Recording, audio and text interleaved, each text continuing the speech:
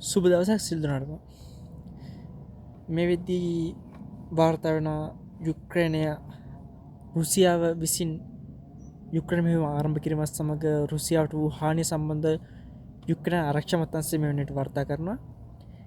ඔවුන්ගේ වාර්තාවලට අනුව යුක්‍රේන රුසියානු යුද්ධ ගැටුමේදී රුසියන් සොල්දාදුවන් 8,85,130ක් මියගොස් හෝ තුවාල ලබා ඇති බව වාර්තා කරනවා.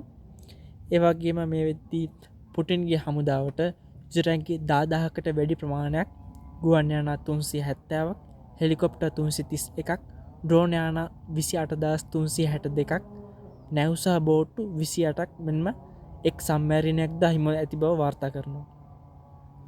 එමෙන්ම මේ සතියේ යුක්‍රේන හමුදා පෙරමුණේ ඉතාමත්ම දැඩි සටන් පැවතුරු කාලයක්. ඒ හින්දා ඊයේ දිනේදී 1150කට අධික සංඛ්‍යාවක් සොල්දාදුවන් මිය ගිය බව වාර්තා කරන රුසියන් හමුදාවේ යුක්‍රේන රජය විසින්.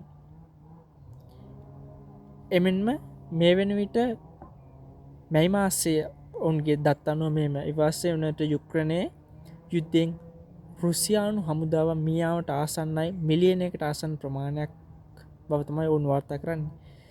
කෙසේ වෙතත් මෙම ගණනය කිරීම සම්බන්ධව පවතින පරස්පරතා විශාල ප්‍රමාණයක් තියෙනවා. කෙසේ වෙතත් අපි මේ වාර්තා කිරීම සිදු කළේ ඔවුන් නිල වශයෙන් දැනුම් දීම සමගයි.